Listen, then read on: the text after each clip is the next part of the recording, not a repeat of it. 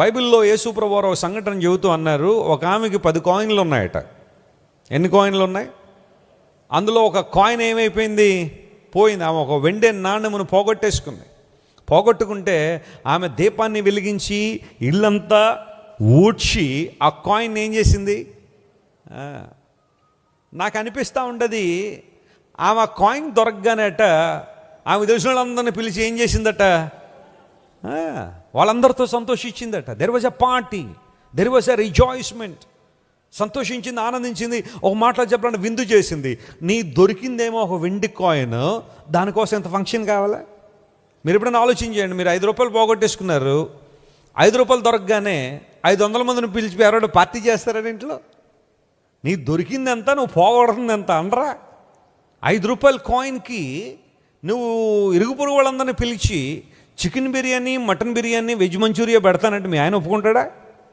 నీకు దొరికింది 5 రూపాయలు, నువ్వు ఏం చేస్తున్నావు పని అని ప్రశ్నించరా? కానీ అక్కడ ఆ కాయిన్ విలువ కాదు, కానీ ఆ కాయిన్ ఎంత అయితే విలువ చేస్తుంది దానికోసం. కానీ పూర్వ దినాల్లో ఒక చిన్న కట్టడ, ఒక కామెంటేటర్ ఏమంటాడంటే, వివాహం నిశ్చితార్థం జరిగిన తర్వాతట ఆ పెండ్లి కొడుకు తను చేసుకుని పోయే అమ్మాయికి కాయిన్స్ ఇచ్చేవాడట. మళ్ళా పెళ్లి సందర్భంలో పెళ్లి రోజుకి ఆ కాయిన్స్ని పట్టుకురావాలట తిరిగి.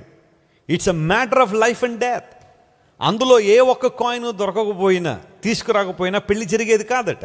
అందును బట్టి ఆ కాయిన్ రూపాయి, 2 రూపాయలు, 5 రూపాయలు అక్కడ కాదు, కానీ ఇట్స్ అ లైఫ్, ఆమె జీవితం అది. అందును బట్టి అది దొరకగానే సంతోషించింది, ఆనందించింది. దేవుని చిత్తాన్ని మనం వెతికే అనుభవం కూడా అలాగే ఉండాలి.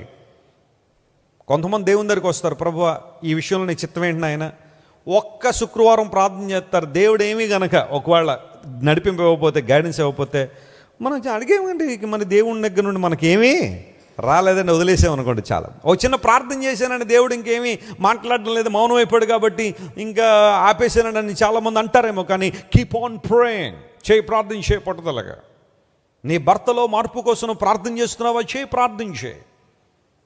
అడుగుడి మీకు ఇయ్యబడును అనే మాట మనం చూస్తాం. ఇట్స్ అ డైరెక్ట్ వర్డ్, బైబిల్లో రాయబడింది.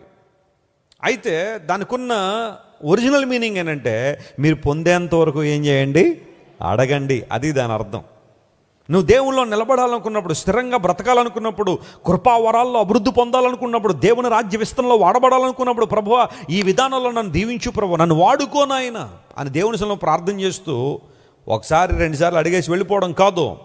Keep on asking God, keep on searching for his will, keep on knocking the door of the lord. మీరు తట్టండి మీకు తీయబడుతుంది అన్నాడు. కన్సిస్టెన్సీ ఉండాలి మన భక్తి జీవితంలో. తొందరపాట్లు కానీ, త్వరిత నిర్ణయాలు కానీ, భక్తి జీవితంలో ఉప్పొంగే మనసు కానీ మనకు ఉండడానికి వీల్లేదు. చూడండి, కొన్నిసార్లు థమ్సప్ బాటిల్ కావచ్చు, లిమ్కా బాటిల్ కావచ్చు, అది ఓపెన్ చేసినప్పుడు ఆ మూత క్యాప్ ఓపెన్ చేయగానే బుస్సు మనం వచ్చేస్తుంది. ఏంటది? లోపల ఉన్న కార్బన్ డైఆక్సైడ్. కొంతమంది భక్తి జీవితాలు కూడా అలాగే ఉంటాయి. క్రిస్మస్ రాగానే బుస్ బుస్ బుస్ బుస్ అంటారు. మళ్ళీ ఆ తర్వాత సంవత్సరం అంతా ఎలా ఉంటుంది? కాముగా, క్వైట్గా. ఈస్టర్ రాగానే మామూలుగా ఉండవు బొసబొసలో. అదేనా నీ భక్తి జీవితం? ఉద్రేకమైన జీవితం అది. కొన్ని సంఘాలు ఉంటాయి, ప్రైజ్ అండ్ వర్షిప్ అనగానే అబ్బో జనాలు ఎగరడం. అదే పరిశుద్ధాత్మ అనుకుంటారు చాలామంది. తీరా ప్రసంగం దగ్గరికి వచ్చారు, ముసుగులు వేసుకుని నిద్రపోతూ ఉంటారు అందరూ. దేవుని వాక్యానికి అక్కడే ఉండదు, ప్రాధాన్యత ఉండదు. ఓ 2 గంటల ఆరాధనలో 1:45 నిమిషాలు అలా ఎగిరి చివరిలో అయ్యగారు 10 నిమిషాలు మాత్రం వాక్యం చెప్పి ముగించేస్తూ ఉంటాడు. ఆ 10 నిమిషాలు కూడా అందులో సగం మంది నిద్రపోతానే ఉంటారు. ఎందుకోసం? అలసిపోయామండి. అదా పరిశుద్ధాత్మ అంటే? ఉద్రేకపూరితమైన భక్తి నీకు కావాల్సింది, లేదా ఉజ్జీవం కావాలా? మన ఆత్మీయ తండ్రి గారు చెబుతుంటే చాలా శ్రేష్టమైన విషయాలు, ఎంత అద్భుతంగా ఉంటాయంటే ఆ విషయాలు. పాలు పొయ్యి మీద పెట్టిన తర్వాత పొంగాల్సింది పాలా లేకపోతే పాత్ర పొంగితే ఏమైద్ది? లోపల ఉన్న పాలన్నీ కింద పడిపోతుంటాయి. స్త్రీలు ఉదయాన్నే లేచిన తర్వాత టీ పెడదామనో, కాఫీ పెడదామనో ఒక పాత్ర ఆ పొయ్యి దగ్గర తీసుకొచ్చి ఆ మంటను తగిలించే పాత్రను పెట్టగానే లోపల పాలు కొంతసేపటికి పొంగుతూ ఉంటాయి. That's called revival. ఉజ్జీవం అంటే అది. ఉద్రేకం అంటే ఏంటో తెలుసా? పాత్ర పొంగడం అనమాట. ఇలా పెట్టగానే డడ్ పొగిడింది అనుకోండి, పాత్ర ఏమైపోతే పాలన్నీ నలుదిశలా చెల్లా చెదరైపోయి టీ టైంకి అక్కడ ఏముండవు అక్కడ కదా. కొంతమంది భక్తి జీవితాలు కూడా ఉద్రేకంగా ఉంటాయి, చాలామంది భక్తి జీవితాలు. కానీ God is looking for revival inside. మనలో ఉజ్జీవాన్ని దేవుడు కోరుతున్నాడు, ఉజ్జీవాన్ని కోరుతున్నాడు. అలాంటి అనుభవంలో మనం ఉందామా? అలాంటి అనుభవంలోనికి మనం వద్దామా? యేసు ప్రభు వారి శిష్యుల్లో కనానీయుడని సీమోన్ అని ఒక ఆయన ఉంటాడు. చదివారు ఎప్పుడైనా ఆయన పేరు? చదివారు కదా, వెరీ గుడ్. ఆయనకి ఇంకో పేరు కూడా ఉంది, జెలోతీయుడని సీమోన్ అంటారు ఆయన. జెలోతీయుడు, జెలాట్ ఇంగ్లీష్లో. పూర్వదినాల్లో జెలాట్స్ అనేవాడు ఉండేవారు, అదో గ్రూప్ అనమాట. వాళ్ళందరూ కూడా వాస్తవానికి యూదులే, కానీ వాళ్ళు రోమన్ల మీద పోరాడేవాడు. ఒక పొలిటికల్ ఫ్రీడమ్ కోసం పోరాడేవారు. రోమన్లు మనలను ఏలుబడి చేస్తున్నారు, వారు తమ సిద్ధాంతాలు తమ ఉద్దేశాలు మన మీద తీసుకొస్తున్నారు. వారు ప్రింట్ చేసిన కాయిన్స్ మనం వాడాల్సి వస్తుంది. విగ్రహారాధన వ్యతిరేకించే యూదులు కొన్ని సందర్భాల్లో రోమన్లు వేసుకుని తిరిగే ఆ టోపీల మీద, లేకపోతే వారి బట్టల మీద ఉండే ఆ రకరకాల బొమ్మలను చూడాల్సి వస్తుంది. అందును బట్టి ఇది మనకు కాదు అని చెప్పి పోరాటాన్ని దిగిన కొంతమంది యంగ్స్టర్స్, బ్లడ్ బాయిల్ అయిపోతుంది అంటారు చూసారా, అలాంటి యవనస్తులందరూ కూడా జెలాట్స్గా పిలువబడేవారు. వారిని గుంపుగా జెలోతీలు అనబడేవారు. They were fighting for political freedom. Yesu ప్రభు ఈ లోకానికి రాగానే ఆయన కూడా రోమన్ల విధానాలను ప్రశ్నించినప్పుడు, యూదుల మతాధికారుల ఆ విధానాలు ప్రశ్నించినప్పుడు, ఈ జిలోతీల్లో కొంతమంది బహుశా యేసు ప్రభువుకి ఆకర్షితులైన వారు ఉండొచ్చు. He's the right man, he's the right person who can lead us అని చెప్పి ప్రభు దగ్గరికి రాగానే, వాస్తవానికి యేసు క్రీస్తు ప్రభు ఉద్దేశం వేషధారణ మీద పోరాటం, లోక సంబంధమైన అనుభవాల మీద పోరాటం, వాక్య వ్యతిరిక్తమైన అనుభవాల మీద యేసు ప్రభు పోరాడుతూ ఉండగా బహుశా కొంతమంది ఆయన దగ్గర నిలబడి ఉండొచ్చు, కొంతమంది వెళ్ళిపోవచ్చు. కానీ ఈ జెలోతీయుడైన సీమోను యేసు ప్రభు దగ్గరకు రాగానే ఆయన ఉద్దేశాలు గమనించి హీ చేంజ్ హిస్ లైఫ్, తన జీవితాన్ని మార్చుకున్నాడు. ఒకప్పుడు ఉద్రేకపూరితమైన సీమోను ఇప్పుడు ఉజ్జీవపూరితమైన సీమోను అయ్యాడు. స్తోత్రం చెప్పండి, హల్లెలూయా.